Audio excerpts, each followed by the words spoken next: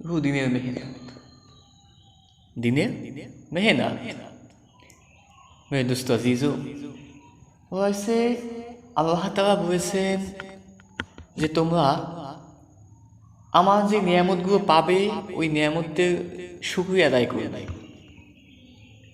নিয়ামতের শুকরিয়া আদায় করতে হবে। ভাই দোস্ত আজিজও, নিয়ামতের শুকরিয়া আদায় করার মানে এই নয় যে আপনাকে শুধু ভালো দিকে শুকরিয়া আদায় করতে হবে, খারাপ দিকে নয়, এমনটা নয়। জি হ্যাঁ, বরঞ্চ আপনি শুকরিয়া আদায় করবেন আপনার ভালো সময়ও, আপনার খারাপ সময়ও, সব সময়। সব সময় আপনি আল্লাহর শুকরিয়া আদায় করবেন, শুকর গুজার করবেন। এই ধরনের বান্দাদেরকে আল্লাহ তাআলা অনেক বেশি পছন্দ করে। ভাই দোস্ত আজিজও, এই দুনিয়ায় যদি কষ্ট করে থাকে তাহলে সবচাইতে বেশি কষ্ট করেছে আম্বিয়া কেরামগণ। জি হ্যাঁ, সবচাইতে বেশি কষ্ট করেছেন আম্বিয়া কেরামগণ। বলা হয়েছে তারা না খেয়েও থেকেছে সাহাবাই কেরামগণের পরে। সাহাবাই কেরামগণ অনেক অনেক সময় না খেয়ে কাটিয়েছে, কিন্তু ভাই দোস্ত আজিজও, তারা কখনো তাদের রবের যে শুকরিয়া আদায় করা থেকে তারা বিরত থাকে। তারা তাদের প্রভুর শুকরিয়া আদায় করা থেকে বিরত থাকে।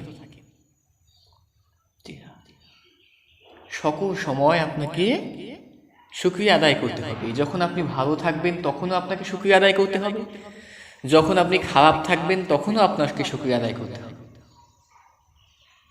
এর নামই হলো ইসলাম।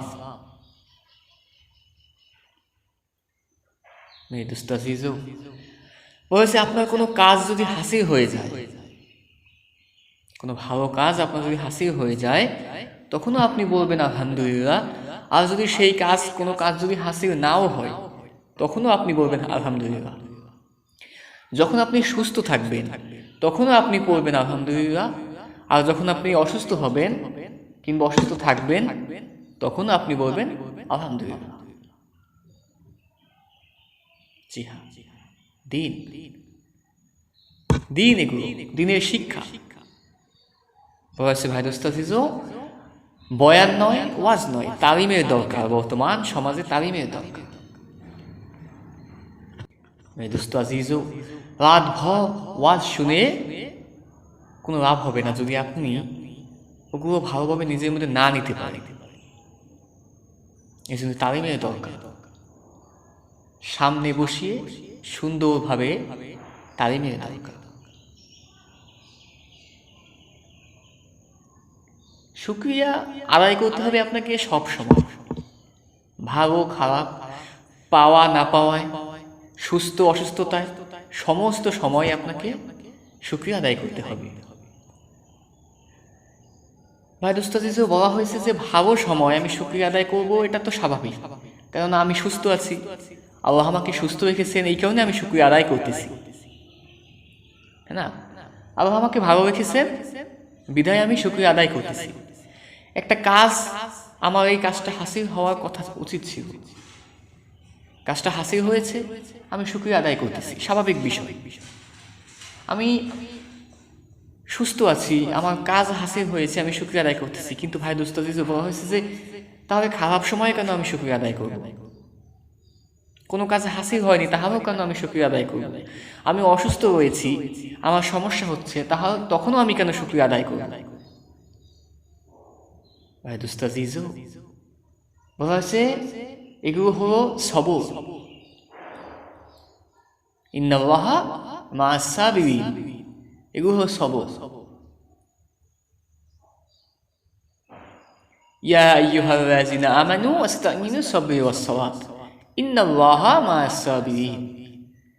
ভাই দোস্ত আজিজও, আমাদেরকে সবর করতে হবে। শুকরিয়া আমরা অসুস্থ থাকলেও করব, সুস্থ থাকলে তো করবো, এটা স্বাভাবিক অবশ্যই। যেহেতু আমরা সুস্থ আছি, আল্লাহর নিয়ামত ভোগ করতেছি, আমরা অবশ্যই শুকরিয়া আদায় করব। কিন্তু ভাই দোস্ত আজিজও, বলা হয়েছে যে অসুস্থ থাকলে আমি কেন শুকরিয়া আদায় করব? আমি অসুস্থ আছি তখনও আমি কেন শুকরিয়া আদায় করব? ভাই দোস্ত আজিজও, একে বলা হয় সবর। সবর ইয়া আইয়ুহাল্লাযীনা আমানু, আল্লাহ সুবহানাহু ওয়া তাআলা, আল্লাহ জাল্লা জালালুহু, আল্লাহ রাব্বুল ইজ্জত কোরআনে বলতেছেন ইয়া আইয়ুহাল্লাযীনা আমানু, ঈমানদার ব্যক্তিদেরকে বলতেছেন। কেননা ভাই দোস্ত আজিজও বলা হয়েছে এখানে, কেন বলবেন না ইয়া আইয়ুহান নাস? কেন বলবেন না? কারণ শুধুমাত্র সেই ব্যক্তি সবর করতে পারবে যে ব্যক্তি ঈমান মজবুত রয়েছে।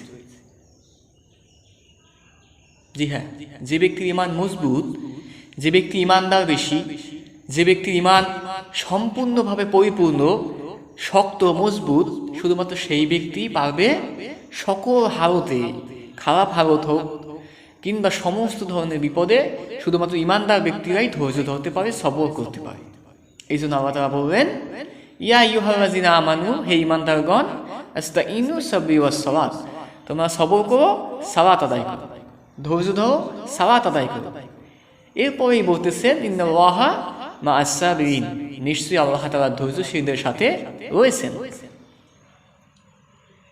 ভাই দোস্ত আজিজ, এই জন্য খারাপ সময় আমরা শুকরিয়া আদায় করব, কারণ আমরা ঈমানদার ব্যক্তি, আমাদের সবর থাকা উচিত, আমাদের সবর থাকা উচিত, যেহেতু আমরা শুধুমাত্র মুসলমানই নয়, আমরা ঈমানদার। ইস্তাঈনু বিস-সাবরি ওয়াস-সালাত, ইন্নাল্লাহা মা'আস-সাবিরিন, আল্লাহ তাআলা ধৈর্যশীলদের সাথে রয়েছেন। ভাই দোস্ত আজিজও বলা হয়েছে আপনি খারাপ সময়, ধরেন আপনার একটা কাজ হাসিল হওয়া, আপনি একটা কাজ করতেছেন, কিন্তু আপনি ওই কাজটায় আপনি সফলতা পাননি, আপনি একটা কাজে সফলতা আপনার আসেনি, কিন্তু ভাই দোস্ত আজিজ এই সময় ধৈর্য হওয়া যাবে না, কারণ ধৈর্যশীলদের সাথেই কেবলমাত্র আল্লাহ তাআলা রয়েছেন। যারা ধৈর্য ধারণ করতে পারে না তাদের সাথে আল্লাহ তাআলা নেই। তাই আপনি যদি কোনো কাজে সফল না হন যদি আপনি কোনো কাজে, তাহলে আপনাকে ধৈর্য হওয়া যাবে না, বরঞ্চ ওই সময় আপনি আল্লাহর শুকরিয়া আদায় করবেন। বলা হয়েছে ভাই দোস্ত আজিজ যে আমাদের কোনো কাজ হাসিল হবে না, তারপরেও আমরা কেন শুকরিয়া আদায় করব?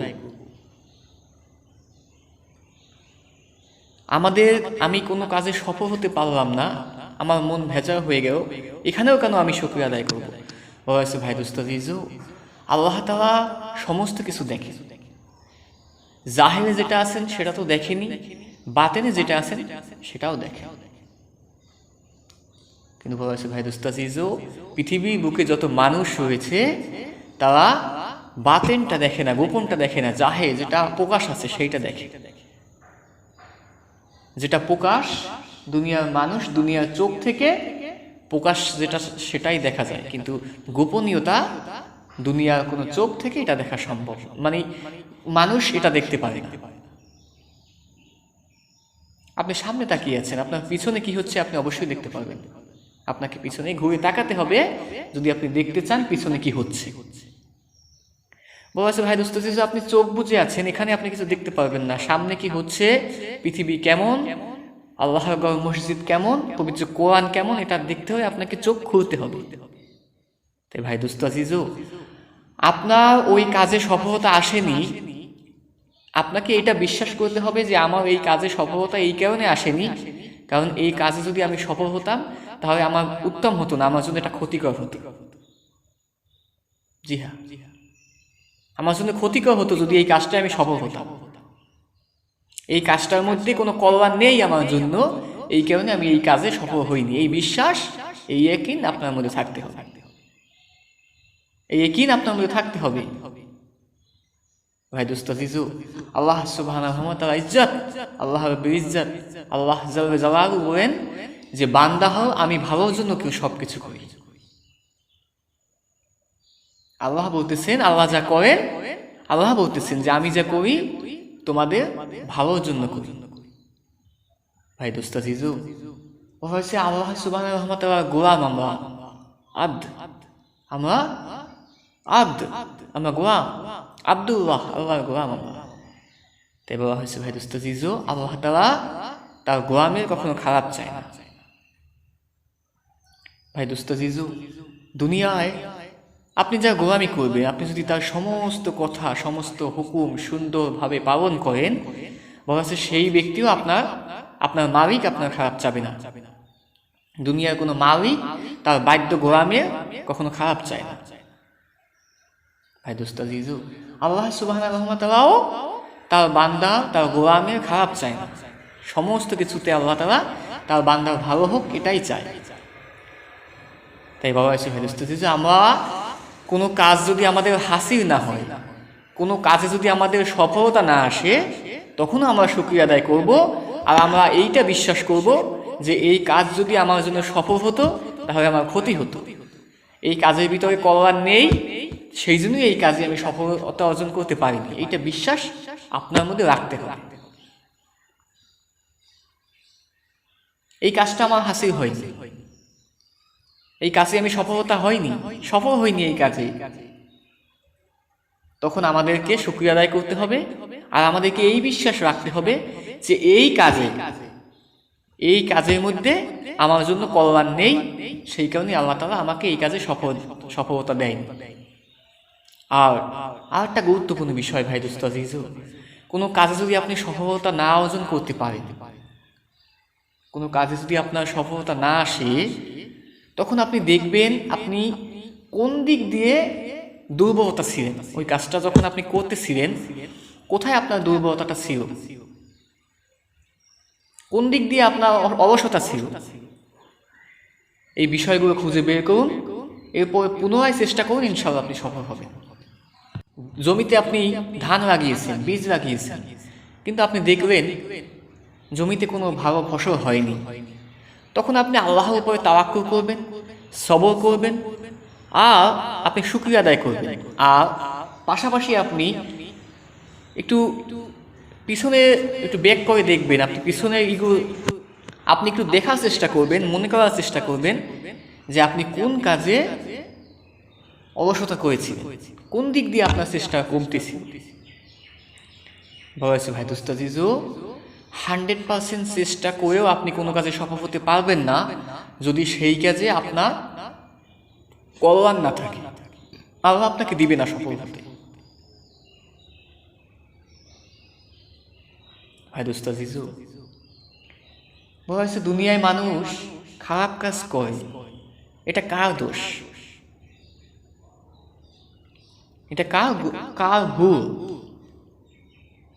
আমরা জানি যে আল্লাহ সুবহানাহু ওয়া তাআলা হুকুম ছাড়া কোনো কিছু হয় না, কিন্তু আবার মানুষ গুনাহের কাজ করে, তাহলে অবশ্যই তো ওখানে হুকুম আছে, তাই জন্য গুনাহের কাজ করে। ভাই দোস্ত আজিজু, আল্লাহ সুবহানাহু ওয়া তাআলা যে হুকুমের কথাটা বোঝানো হয়েছে সেটা পাপের জন্য নয়, পাপের দিকে নয়।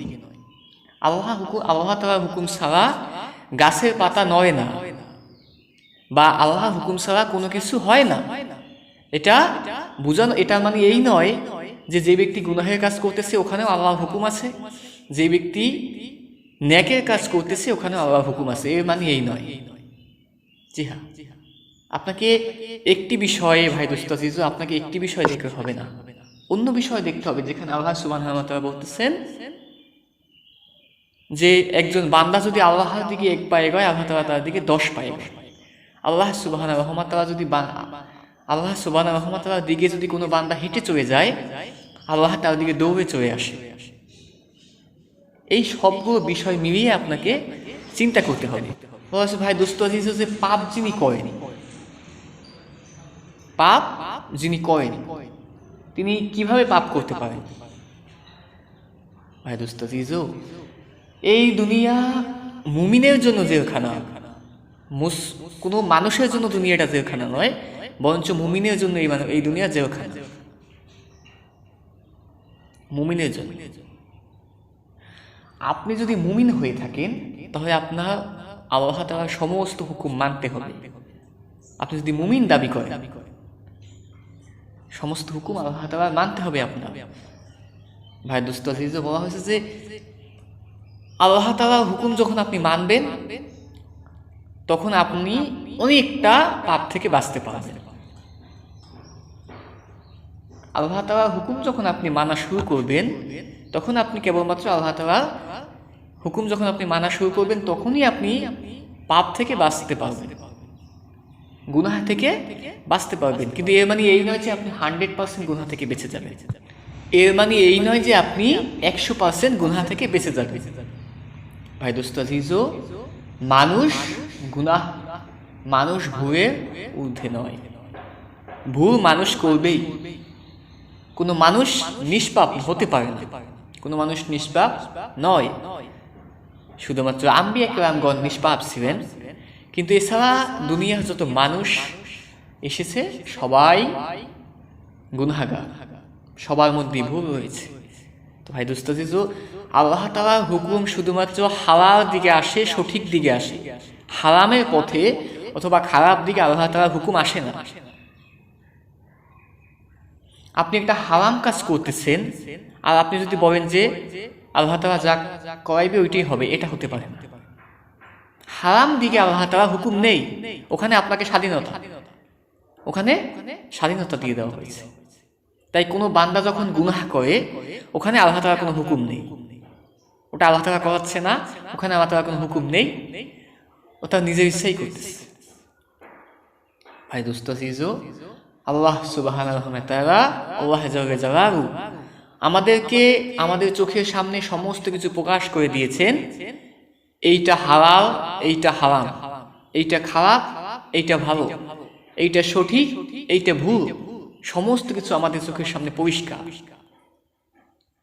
দুটি রাস্তা আমাদেরকে আল্লাহ তাআলা দিয়েছেন। এক রাস্তায় গেলে তুমি জান্নাতে যাবে, আর এক রাস্তায় গেলে জাহান্নামে যাবে। দুটি রাস্তা। ভাই দোস্ত আজিজো, দুনিয়া হলো একটি মুখ,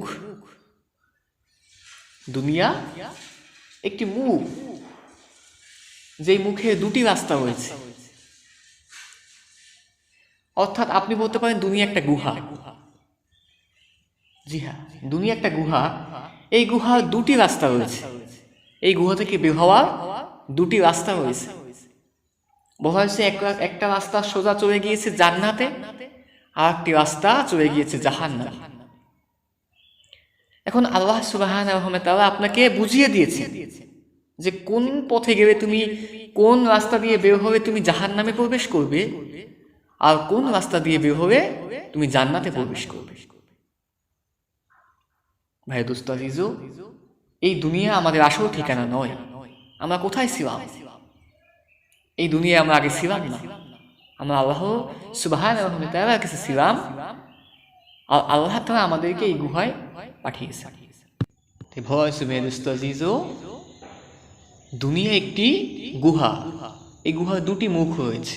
আমরা এই দুনিয়ায় ছিলাম না, আমাদেরকে এই দুনিয়ার গুহায় পাঠানো হয়েছে। ভাই দোস্ত আজিজো, আর এই গুহা শুধুমাত্র দুটি রাস্তা দেওয়া হয়েছে, একটি রাস্তা জাহান্নামে, একটি রাস্তা জান্নাতে। আপনি যে পথে যাবেন আপনার ইচ্ছা। মেরে দোস্ত আজিজো, তাই হারামের কোনো আল্লাহ তাআলার হুকুম নেই। হারামের রাস্তায় আল্লাহ তাআলার কোনো হুকুম নেই। যেখানে হারাম সেখানে আল্লাহর হুকুম আছে। খারাপ কাজে, বেঠিক কাজে, ভুল কাজে আল্লাহর কোনো হুকুম নেই। ওখানে আপনি যা ভুল কাজ আপনি করবে সেটা আপনার দোষ, খারাপ কাজ করবে সেটা আপনার দোষ। তাই ভাই দোস্ত আজিজো, বলা হয়েছে আমাদেরকে সমস্ত সময় শুকরিয়া আদায় করতে হবে একমাত্র আল্লাহ সুবহানাহু ওয়া তাআলা। আমরা যখন সুস্থ থাকবো তখনও আমরা আল্লাহ সুবহানাহু ওয়া তাআলা শুকরিয়া আদায় করব, আর বলা হয়েছে যখন আমরা অসুস্থ থাকবো তখনও আমরা আল্লাহ তাআলা শুকরিয়া আদায় করব। আল্লাহ আমাদের সবাইকে তৌফিক দান করুন, আমিন।